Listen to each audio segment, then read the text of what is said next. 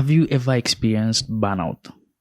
Like, have you ever worked and, you went like, I think I need a break. I just don't think I can do it anymore. Yeah. Yes, I think so. Yes. But not in this field. In what other fields, if you don't mind sharing? In management. Mm-hmm. Mm-hmm. What causes burnout? Right? I mean, and because sometimes, someone could go like, you know what, I'm actually working really hard. I mean, and it's like, well, are you working hard or are you productive? Because you might be working hard, but you're not really productive, right?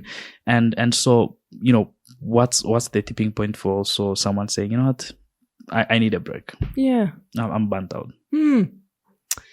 I think, okay, first of all, I think the word burnout has an interesting origin. It was a psychologist who noted that amongst a specific set of professionals, nurses and doctors, at one point he noted that they were burning out all the resources. They were lacking at one point motivation to do their work, and they were so fatigued. And he noticed that it was kind of the dark side of self-sacrifice, because before that, those people would give themselves so much to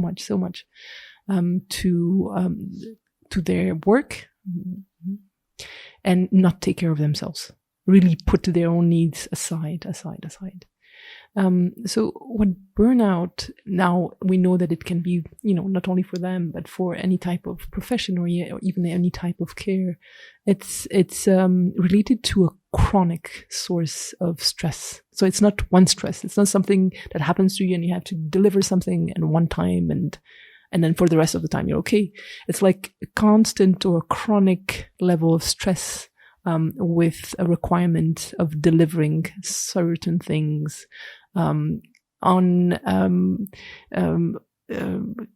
criteria or ultimatums or deadlines that are really short and required a lot of resources from you. And at one point, it becomes too much, because if you're all constantly on that level of stress, at one point, there's that fatigue. You're gonna break down. And then that's the breakdown, because your needs at one point come up. It might be, and it might come up at certain times, more than others. It might be related to something that happens in your own family, for example, and you realize, oh, I can't be here and there at the same time. I need to choose, but okay. That added level of stress is also contributing to my mental well-being, of feeling I'm imbalanced.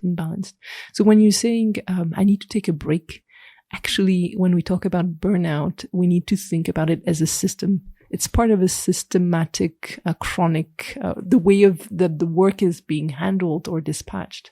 So just taking a break, going on vacation for a month or two and then coming back to that constant level of stress wouldn't help out much, because you would then go back to that, level of fatigue.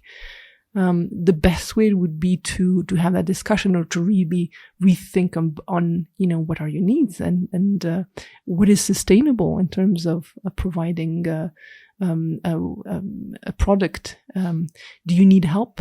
And this is something that this is why also some burnout usually comes among people who are very high achievers, very ambitious, who want to prove themselves, the newcomers, and they don't want to ask for help. They want to prove, to say, I can do it all. Yes, bring it on.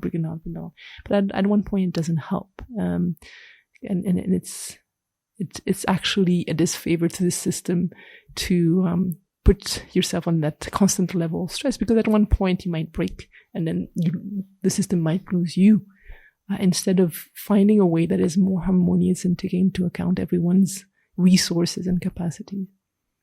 So is there a type of lifestyle that we can live to avoid burnout, or is it bound to happen? Like, for example, let's say, assume you work 8 hours and then, get 8 hours of rest, and then, I don't know, however you choose to spend the rest of the time. But then is there a balanced type of lifestyle that someone can live to avoid having burnouts? Or like, are we born to always experience burnout no matter the type of lifestyle that we live? No, I don't think you're bound to experience burnout. I think it shouldn't be there. I think it's being aware of what your needs are. And also the needs are very different from one person to another. If you have that time to spend on work, and for you, it's okay, then it's okay. But let's say, for example, you're a parent of 3, and at one point you need to go and get your children, and maybe you have a child who doesn't sleep the night. Then, you'll have a certain level of resources that is available to you to do certain tasks. And it would be unfair for companies to just say, okay, I'm just going to work with single people or single men because they are the one with that time. We're going to leave everyone else, because then you would also deprive yourself of other type of diverse input and contribution that could make your company stronger and more innovative.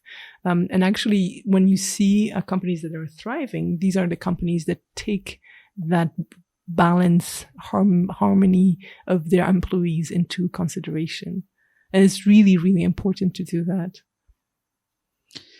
So, sorry, just to continue to that, I think one of the important things to take into consideration is not only as an employee, but also as the heads of companies, to also give the right example. Take those days off. Don't send messages at 7 p.m., 8 p.m. You don't expect your colleagues to work over weekend or continuously over the weekend. Realize, that there needs to be a break. There needs to be something. We're not just work. We're not just robots.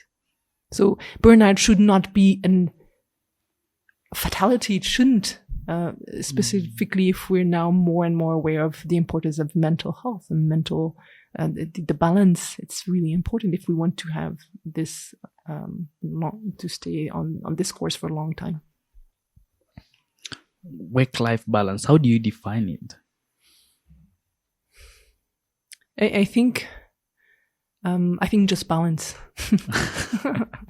Balance and again, realizing, what are the things that are important to you?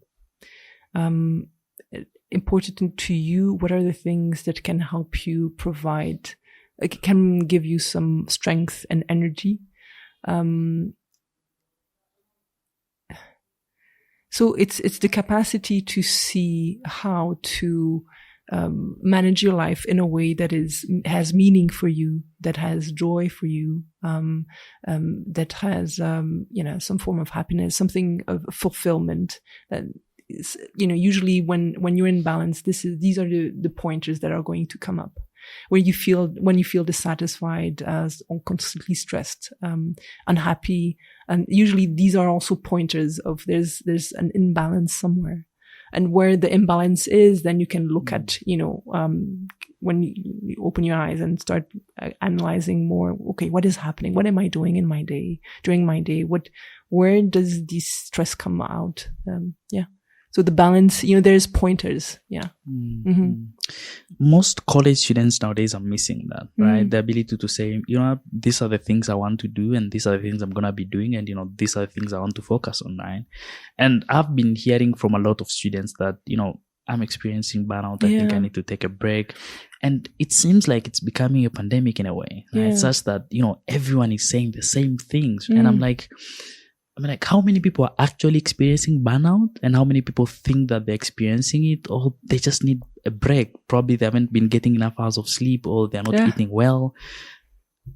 Yeah. So, I think maybe when you clarify what they mean by burnout, is it that they're just tired today, or is it a constant sense of fatigue that they can't shake? And they feel so demotivated, or they start disengaging themselves from work, and they may be suffering now from presenteeism. They might be there, but they're not there. So you might even be at work, but really not being able to produce anything.